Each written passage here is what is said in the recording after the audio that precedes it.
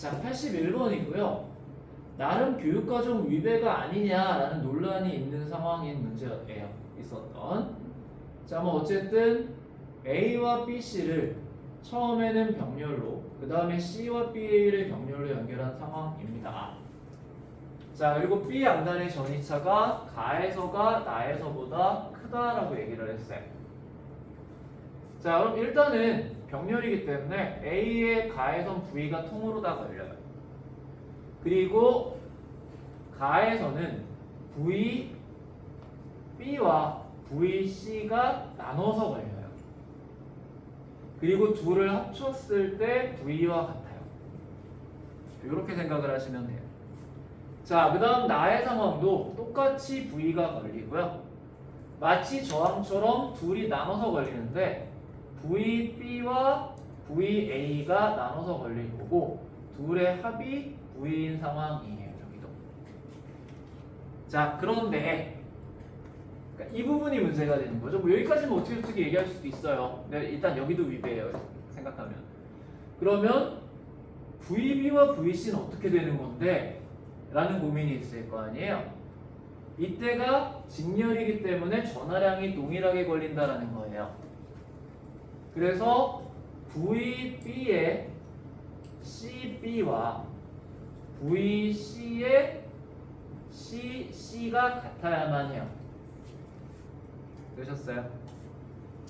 그리고 나에서도 VB의 CB와 그 다음에 VA의 CA가 같아야만 합니다. 네, 이해가 되셨죠? 자, 그러면 이 양단의 전이차가 가에서보다 나에서가 크다라고 얘기를 했으니까 여기는 다시겠네요. 그죠? 이렇게 해놓으면 헷갈리겠네요. 이렇게 다시라고 좀 해결을 할게요. 그러면 결국 VB가 VB-보다 큰 거잖아요. 그래서 여기는 크고 여기는 작다 인 거죠. 되셨어요? 그러면 결국 이 값은 정해져 있는 상태에서 커졌으니까 그렇죠? VC, CC도 같이 커지는 거죠. 그렇죠? 그러면서 VC가 줄어들어야만 하는 거죠. 아니다. VC도 같이 이제 커져야만 하겠네요.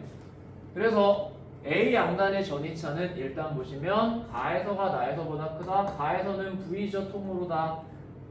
그 다음에 나에서는 V보다 작은 무언가잖아요. 그래서 가에서가 나에서보다 큽니다. 자, 충전된 전하량은 가의 C가 나의 A보다 작다 라고 얘기를 했는데요. 자, 가의 C와 나의 A를 비교하시면 VC, CC가 결국은 충전된 전하량이고 VA-CA가 충전된 전하량이잖아요.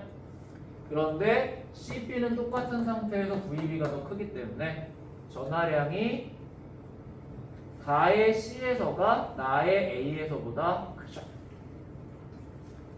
자, 마지막이고요. CA와 CC를 비교해달라 라는 상황이에요. 자, 그러면 일단은 이렇게 돼 있는 상황에서 누가 더 크냐 하면 생각해보면 앞에 VB, CB가 더 큰 거잖아요.